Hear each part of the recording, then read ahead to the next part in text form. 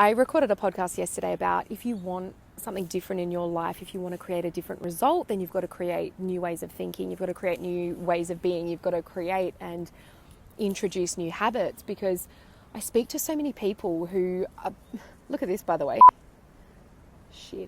I speak to so many people who are like, I can't do that thing that I really want to do, or I've got this dream, but it's probably never going to happen, or I've given up on having this thing that I want. And I say it doesn't have to be that way.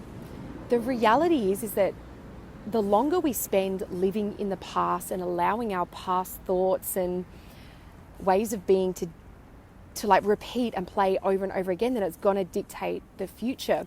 But we have the opportunity to create new ways of being. We have the opportunity to think new thoughts so that we can actually create new pathways, new neural pathways in the brain. We get to train ourselves, train our minds to look for more of the things that we want in life, rather than just like going on autopilot, creating the same day in, day out. And I want to challenge you to start actually doing this. I want to challenge you to start thinking more about the things that you do want in your life, rather than just allowing those stories from the past to just dictate where you go.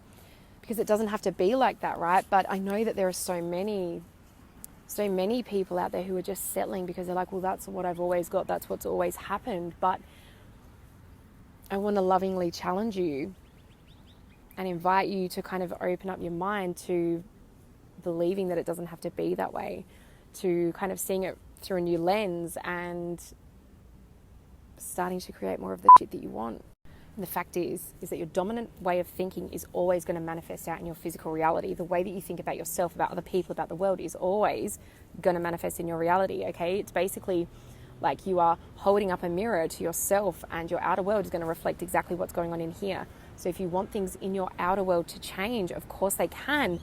You've got to change them from within first. We don't go up to the mirror and say that we're not happy with the reflection and demand that the mirror changes what we see. No, we go and do the thing, right? You go and change the thing. And that's exactly what it's like when we're creating our reality.